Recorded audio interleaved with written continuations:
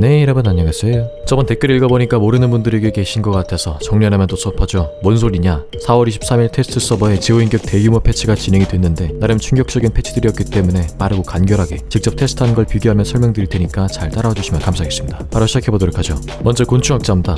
곤충학자는 새로운 버튼이 하나 추가됐는데요. 이 버튼을 클릭하면 곤충학자가 벌레에 바로 탑승합니다. 원래 곤충학자는 벌레에 탑승하려면 벌레를 소환하고 일정 거리를 움직여준 다음 다시 벌레를 움직여야 안전하게 탑승이 가능했죠. 하지만 이제 그럴 필요 없이 아이콘 터치 하나만으로 손쉽게 벌레 버스를 탈 수 있게 됐습니다. 또 곤충학자가 벌레를 소환하면 곤충학자 앞으로 벌레가 생성돼서 골치 아팠는데 이제부터는 어떻게 소환하든 제자리에서 소환이 되고요. 여기서 중요한 건 이제 벌레 때는 곤충학자에게 물리적인 판정을 주지 않는다는 겁니다. 벌레를 움직이다가 본인을 건드리면 같이 움직였는데 그러지 않는다는 거죠. 이제 벌레에 탑승하고 싶으면 그냥 간단하게 새로 생긴 버튼을 이용하면 됩니다. 컨트롤이 굉장히 쉬워졌죠. 그리고 벌레를 한번 소환해두면 취소하지 않는 한 계속 제자리에 남았었는데 직접 움직이지 않고서는 다시 데려오기가 까다로웠습니다. 쿨타임을 기다려야 하니까요. 근데 이제 그럴 필요 없이 이 새로운 아이콘을 사용하면 벌레 떼가 어디 있든지 간에 곤충학자에게로 오게 됩니다. 취소하지 않고도 원격으로 옮길 수 있는 능력이 생긴 거죠. 이로써 컨트롤 난이도가 낮아짐과 동시에 준수한 어그로를 확보했다고 볼 수 있습니다. 벌레 길막을 했을 때 감시가 받는 이동 속도 또한 더 느려졌기 때문에 곤충학자 유저분들에게는 꽤나 좋은 소식이 되겠군요.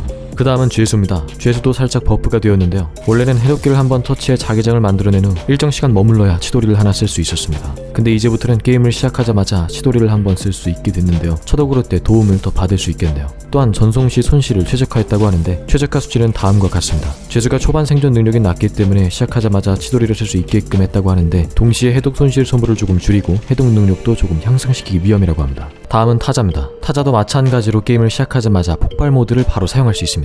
폭주, 분노라고도 불리는 이 폭발 모드에 대한 버프는 꽤나 상당한데요. 폭주 지속 시간이 20초에서 30초로 증가했으며 폭주 상태에서 판자 창틀 넘는 속도가 20%에서 40%로 증가했습니다. 원래도 빠른 설정인데 폭주하면 몸을 주체할 수 없는 것처럼 굉장히 빠르죠. 그리고 이 모드를 자기가 원할 때 그만둘 수 있습니다. 이로써 폭발 모드에 대한 쿨타임 운영을 쉽게 할 수 있겠네요. 또한 폭발 모드를 사용하면 타자가 갑자기 똥을 쌌는데 이제는 똥 싸는 자세 없이 이동 중 폭주가 가능합니다. 그 다음은 변호사의 배달은 형, 우베부입니다.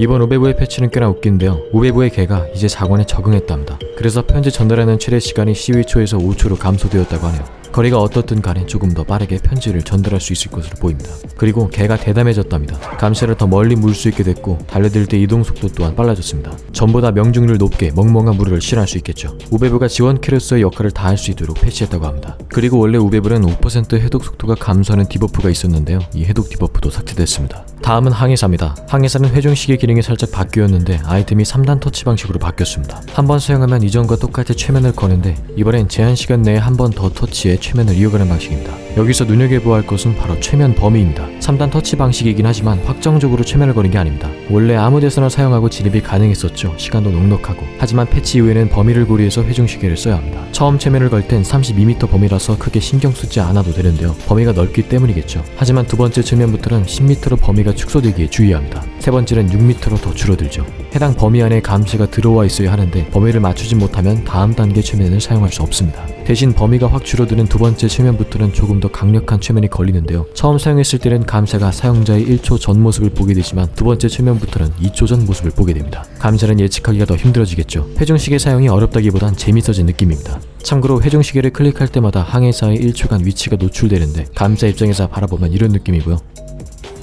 그리고 이렇게 최면을 걸어 은신 상태에 있을 때 맞는 경우가 꼭 있었습니다. 특히 반피 구출을 가다가 맞으면 분위기가 싸해지는데 이제는 그럴 걱정이 없습니다. 은신 상태에서 공격을 받으면 바로 쓰러지지 않고 5초 동안 최후의 발악처럼 무적 특성이 발휘되기 때문인데요. 만약 반피 상태에서 맞게 됐다면 빨간색으로 표시되며 5초가 끝난 뒤에 쓰러지게 됩니다. 이로써 반피 상태에서도 확정 구출이 가능하게 됐습니다. 참고로 너무 멀리서 사용해 감시가 최면 범위에 들어오지 않으면 감시는 최면에 걸리지 않습니다. 항해사 본인은 은신 상태로 표시되지만 감시는 그냥 일반 항해사를 보는 것과 똑같습니다. 그러니 혼자 망상에 빠지는 일은 없어야겠죠. 다음은 야만인입니다. 무르는 꽤 충격적인 디버프를 받았는데요. 이제부터 멧돼지를 한번 사용할 때마다 멧돼지를 탈 수 있는 시간이 감소됩니다. 원래는 65초를 길게 탑승이 가능했지만 이젠 65초, 50초, 40초, 35초로 탑승 시간이 점점 줄어드는데요. 애초에 멧돼지를 이용하지 않으면 야만인을 하는 의미가 없기 때문에 이건 꽤나 심각한 너프라고 할 수 있습니다. 돌진을 시도했을 때나 감사 박치기를 성공할 때도 이 탑승 시간이 줄어드는 시스템은 변하지 않았기 때문이죠. 그래도 감사에게 박치기를 성공했을 했을 때 소모되는 메시지 시간이 10%에서 5%로 감소가 되었다고는 합니다. 따라서 야만인 유저분들은 돌진 여부까지 고려해 신중하게 멧돼지를 탑승하고 운영해야 할 것 같습니다. 야만인이 여러 차례 견제를 시도할 때마다 그 이후에 생존력이 떨어지도록 하는 것을 목표로 하였다고 하는데 야만인 유저분들에게는 안타까운 소식이 될 것 같네요.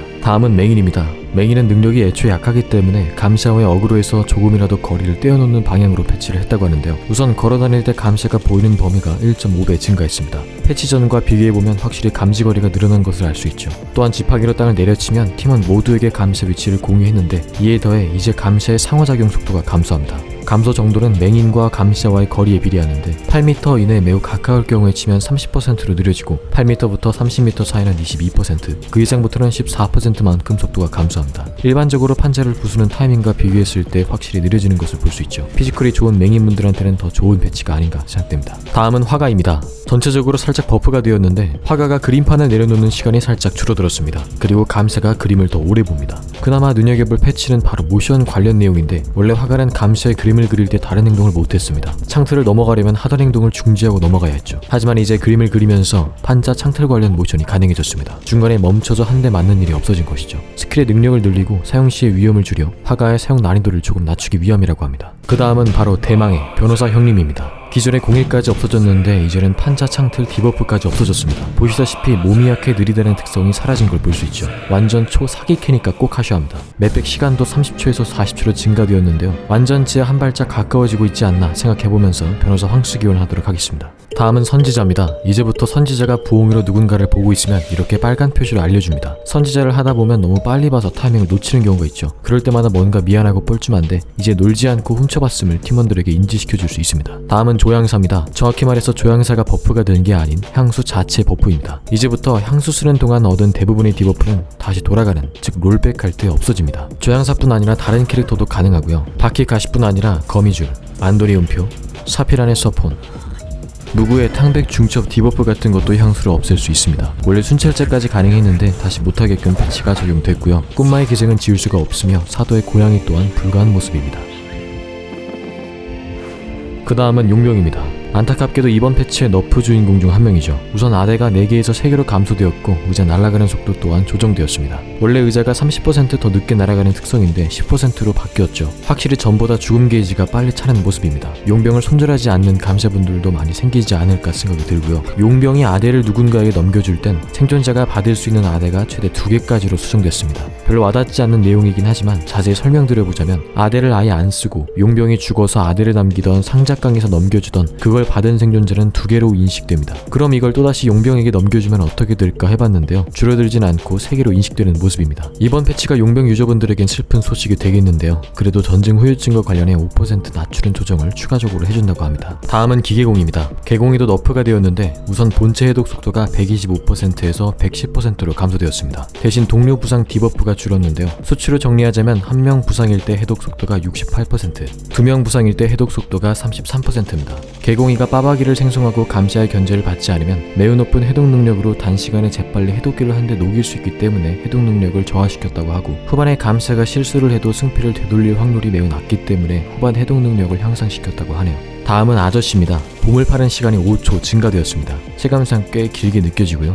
여기까지 생존자 지령에 관한 조정 내용이었습니다. 내용이 생각보다 엄청 많은데 아직 많이 남아있습니다. 이번엔 감시자 진영에 대해 빠르게 살펴보죠. 먼저 가수 미치코언입니다. 전체적으로 살짝 버프가 된 모습인데요. 우선 나비를 던지는 모션 속도가 증가됐습니다. 눈여겨볼 건 바로 공중 나비 던지기인데 원래 혼배기틀을 사용하면 나비가 없을 시 지켜보기만 가능했죠. 이제부터는 공중에서도 나비를 던질 수 있습니다. 실제로 해보니까 생각보다 유용하더라고요. 원하는 곳으로 빠르게 이동이 가능할 것으로 생각됩니다. 다음은 해악입니다. 리퍼는 이렇게 안개 상태에서 속도가 빨라지는데 안개를 들어가는 도중에는 속도가 느려지는 특성이 있었습니다. 하지만 이제 이 특성이 제거됐기 때문에 더 이상 이동 속도에 대한 제한을 받지 않습니다. 언제나 빠른 추격을 할 수 있을 것으로 보이네요. 다음은 울보입니다. 울보는 너프 조정인데요. 존재감이 없을 때 이 도깨비불의 거리가 2m가량 감소되었습니다. 또한 생존자가 나무 제거하는 시간이 12초에서 8초로 단축되었고 풀 존재감 때 부패구역을 벗어나 느려지는 이 디버프가 생존자에게 4초간 중복 적용되지 않도록 패치가 되었다고 하네요. 풀 존재감일 때 같은 부패구역의 출입으로 생기는 빈번한 이 감속이 게임을 매우 나쁘게 만들기 때문에 패치했다고 합니다. 다음은 조각가입니다. 수치만 조금씩 조정되었는데요. 1단계 스킬인 상형 무덤의 최대 존재 시간이 16초에서 12초로 감소가 되었고요. 쿨타임은 12초에서 15초로 증가했습니다. 게임 중반 이후 자주 이 스킬을 사용해 해독 견제를 할 수 있어 성능이 높기 때문에 스킬의 수치 조정을 했다고 하네요. 다음은 깐깐징어. 때리고 난 다음에 딜레이가 걸리는 이 후딜의 속도가 살짝 증가됐고요. 공격 사거리가 너프됐습니다. 중요한 건 이 촉수를 충전하는 시간이 너프가 됐다는 건데 우선 첫 존재감 기능이 제거됐습니다.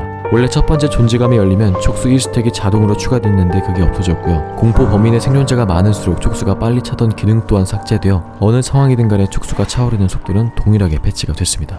그 다음은 수위 26호 봉봉입니다. 봉봉에 폭탄 너프가 있었는데요. 폭탄이 터질 때 생존자에게 미치는 피격 판정의 최소 간격이 1초에서 1.2초로 증가했습니다. 1.2초 내에 폭탄으로 여러 번 피해를 입지 않는다는 거죠. 또한 풀존재 스킬 폭탄의 충전 시간이 4초에서 5초로 쿨타임이 증가됐습니다. 여기서 눈여겨볼 패치는 바로 구출 관련인데요. 이제는 폭탄에 맞으면서 구출이 가능하다고 합니다. 고인물 봉봉 감시자가 캠핑할 때 너무 잘해서 일반 구출캐, 심지어 용병조차 구출하기가 까다로워서 패치를 했다고 하네요. 다음은 꿈의 마녀입니다. 원래 꿈마는 갑툭튀 감시의 대명사였죠. 하지만 이제 생존자들이 꿈마 대비가 어느 정도 가능해졌습니다. 생존자 20m 내에 꿈마가 있다면 좌측 상단에 알림이 뜨게 되는데요. 꿈의 유저들은 종종 바로 기생하지 않고 공일 타이밍을 노리는 분들도 있었는데 이제는 꽤 힘들어질 것으로 예상되죠. 생존자가 대응하기 어려웠기 때문에 패치를 했다고 합니다. 또 하나 너프된 게 있는데 꿈의 마녀의 특징 중 하나는 각 신도마다 스펠 쿨타임이 따로 돈다는 것인데 생존자가 이 스펠 연속 사용에 대응할 수 있도록 하기 위해 조정됐습니다. 이제는 신도가 스펠을 사용하면 다른 신도의 스펠 쿨타임이 20초 증가돼서 바로 연속 사용이 불가합니다. 본체에는 영향이 없다고 하고요. 다음은 우산입니다. 우산은 재행무상이라는 스킬을 통해 먼 거리를 순식간에 이동할 수 있었죠. 이 재행이 너프된 건 아니고 우산이가 재행을 써서 도착을 하면 이제 생존자에게 소리가 들립니다. 이런 식으로 말이죠. 또한 법무부의 탕백도 짧아졌는데 기존 범위 15m였던 게 11m로 단축되었습니다. 우산같이 기동력 높은 감시자는 생존자들 간의 의사소통이 꽤나 중요해지기 때문에 의사소통의 난이도를 낮추기 위해서라고 하네요. 그 다음은 루키노입니다. 잘 안 보이는 와중에도 너프를 먹었죠. 루키노는 점프에 관련된 너프를 받았는데요. 한번 점프를 하면 9초 쿨타임이었는데 이 점프 쿨타임이 11초로 증가한 모습입니다. 엉덩방아 찍게 할 때 딜레이도 살짝 증가됐습니다. 루키노가 너프된 이유는 굉장히 신박했는데 마카 공격을 하면 으액 이렇게 생존자가 경직되죠. 이걸 모르는 생존자가 꽤 있기 때문에 구출할 때 더블다운 당하지 않도록 대항할 수 있는 시간을 주기 위해서라고 하네요. 다음은 할아버지입니다. 생존자가 콘솔을 해킹하는 데 걸리는 시간이 5초에서 3.5초로 단축됐습니다. 또한 맵 중 콘솔 수가 감소했고 콘솔의 위치 일부가 조정됐습니다. 달백강 공월의 2층 집이 있죠. 그 건물의 양쪽 입구에도 격벽 판정이 추가됐습니다. 설치를 하면 설치한 의미가 없을 정도로 빠르게 내려가는 모습이죠. 발크가 게임에 등장하면 생존자 측 대항 수단은 비교적 약하기 때문에 이러한 패치를 진행했다고 합니다. 마지막은 바로 윌 삼형제입니다. 출시 당시 굉장히 파격적인 모습으로 혀를 내두르게 만들었죠. 특히 바퀴로 가시 스택을 먹여 한방 컷을 낼 수 있는 게 특징입니다. 하지만 이제 생존자들이 가시를 스스로 뺄 수 있게 패치가 됐는데요. 이 패치는 예정이 아니라 이미 본섭의 패치가 됐습니다. 이렇게 꿈마의 저주를 풀듯 자기 혼자 가시 제거를 할 수 있고요. 팀원이 탈락할 때마다 뽑는 시간도 다 다릅니다. 모두가 살아있을 땐 가시의 개수당 걸리는 시간이 20초, 30초, 40초. 한 명씩 죽어나갈 때마다 제거 시간이 감소되는 방식입니다. 연합 모드의 경우는 짝수 방식으로 줄게 되고요. 그리고 풀존재의 경우 바퀴 상태에 있다가 변신을 풀으면 주변으로 가시를 방출했었는데요. 이게 이제 30초마다 한 번 사용이 가능하도록 패치가 됐습니다. 네, 여기까지 모든 생존자와 감시의 패치 내용을 살펴봤는데요. 아직 끝난 게 아닙니다. 마지막으로 빠르게 맵 조정의 중요한 부분 위주로 살펴보죠. 먼저 성심병원입니다. 이전 장난감 상인 영상에서도 공개가 됐듯 병원의 테라스 한쪽이 부서진 게 공개가 됐었는데요. 여기에 더해 이제는 판자까지 추가된 모습입니다. 두 번째는 에슬타, 지하 감옥이 있는 2층 집이 하나 있는데 미치코 호수 방면이죠. 이 2층 집의 창문을 그냥 부숴버렸습니다. 이 부분도 이전 상인 영상에서도 공개가 됐습니다. 참고로 상인은 이걸로 여러 군데로 올라갈 수 있었죠. 이 부분은 못 들어가는 걸로 패치가 됐고요. 레오의 기억의 계단도 이젠 막혔습니다. 세 번째는 호수마을입니다. 큰 배 충돌 판정을 최적화했다고 하는데 솔직히 뭔 소린지 모르겠고요. 중요한 점으로는 샤먼의 포탈로 배 위에서 해변으로 갈 수 있는 부분이 수정되었습니다. 더 이상 못 갈 것으로 보이네요. 마지막 차이나타운 각종 조정이 이루어졌는데요. 중요한 건 다음 시즌부터 랭킹전에 도입된다고 합니다. 네, 이렇게 한 번에 많은 패치를 진행한 게 굉장히 이례적인데 이번 패치에 관한 여러분들의 생각은 어떠신가요? 각자 소중하게 여기는 최애캐들이 실려 나가는 모습들을 보면 눈물이 자동으로 흐르는데 이참에 사기캐를 하시는 건 어떨? 이번 대규모 패치에서 다행히 별다른 문제 없이 넘어간 의문의 승자가 있었으니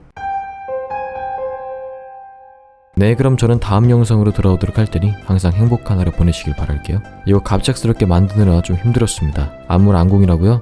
오케이, 그럼 개봐.